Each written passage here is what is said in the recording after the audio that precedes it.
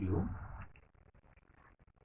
we have derived the expression for characteristic impedance, which is the most important parameters of transmission line. In this session,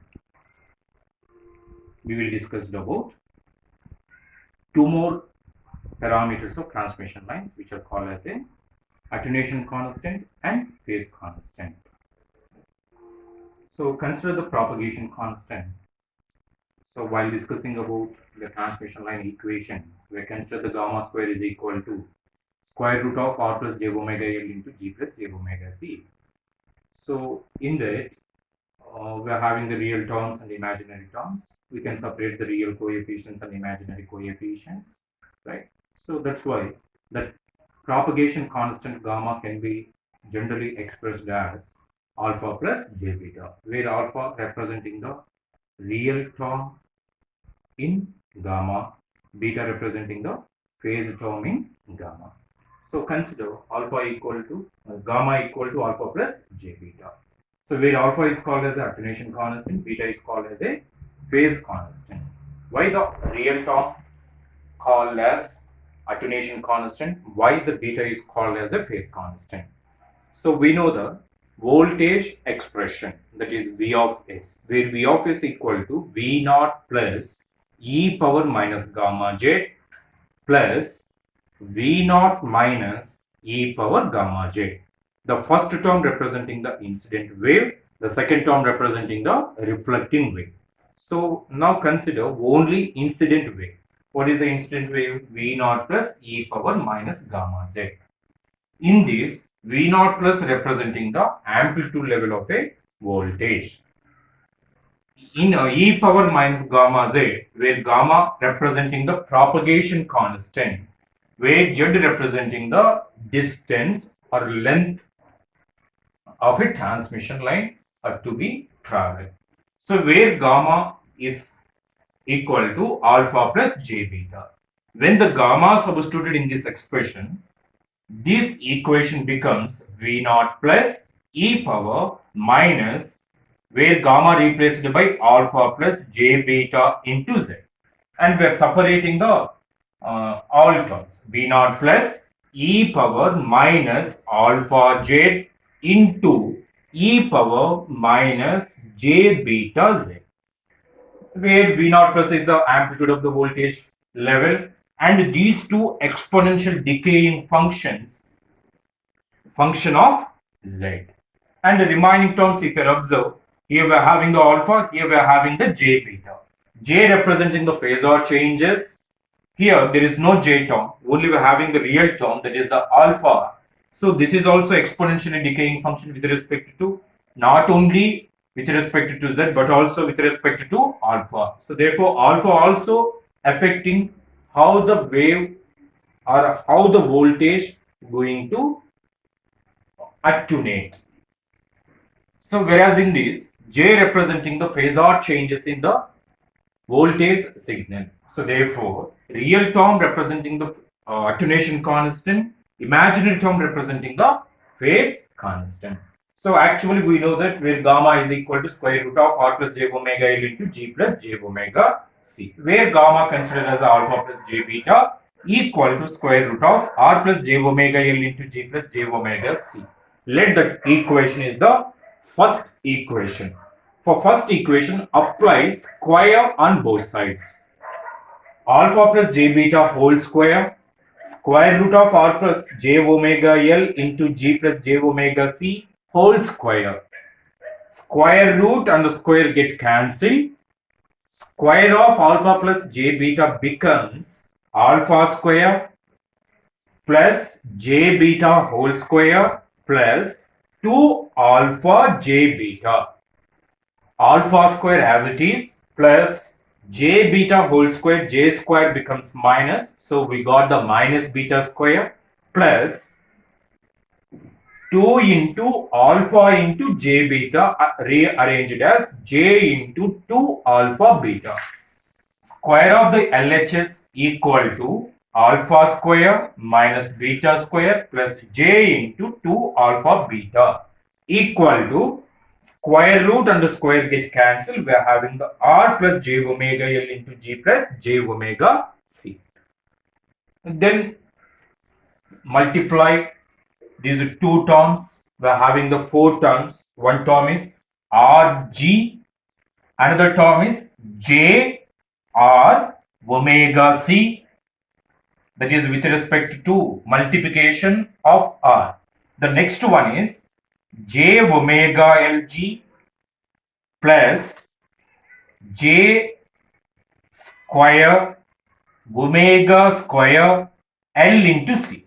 So total we are having the four terms. What are the four terms? rg, j omega rc, j omega gl minus omega square lc. So what are the real terms in that? rg minus omega square lc is the real term.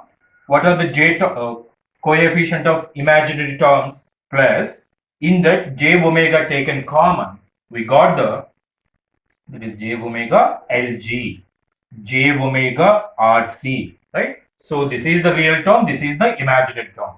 At LHS side, we are having the alpha square minus beta square plus j to alpha beta equal to rg minus omega square lc plus j omega into lg plus rc. By equating the real and imaginary coefficients, we are having the alpha square minus beta square is equal to alpha square minus beta square is equal to rg minus omega square lc. Let that equation is second.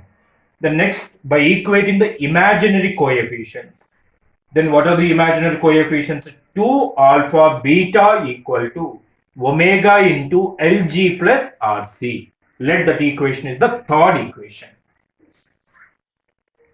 Let that equation is the third equation.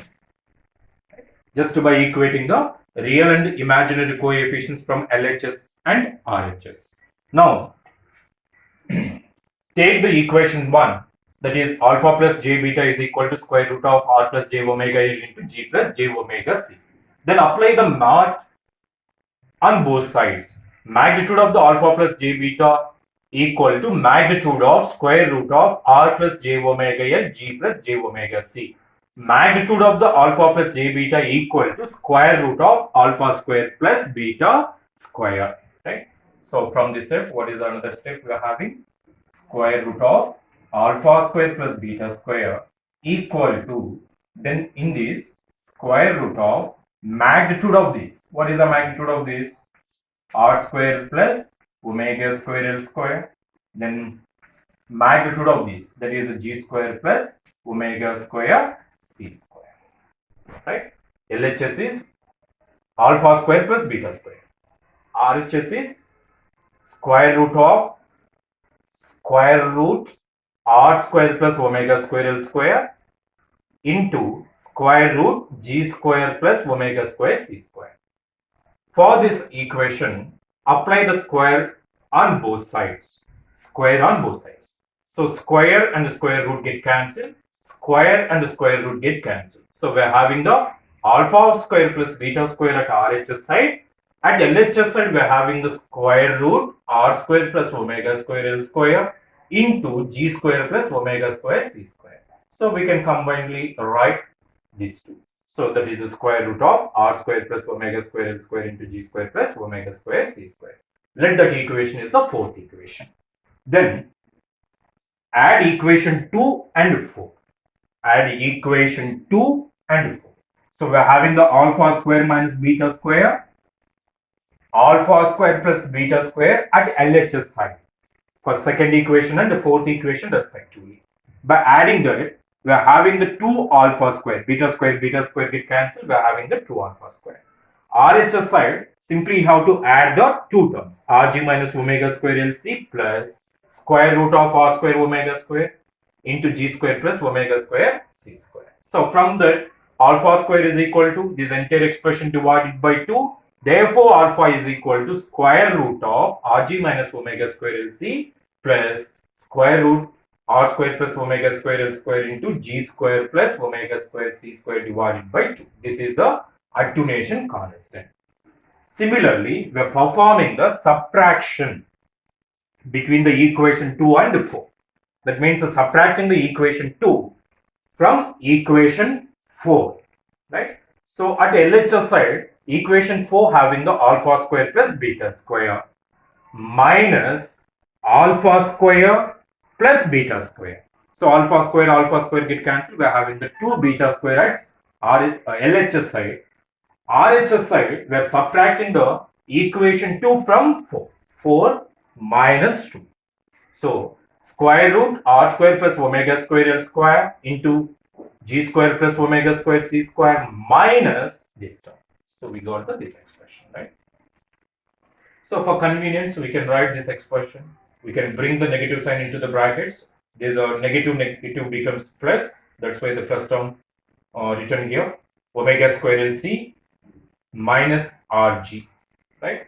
But then from this beta square is equal to this entire expression divided by 2. Therefore, beta is equal to square root of omega square LC minus RG plus square root of r square plus omega square L square into g square plus omega square c square divided by 2. So while solving the problems, if you are able to remember the alpha, we can easily remember the beta. Alpha and beta differed only in this position.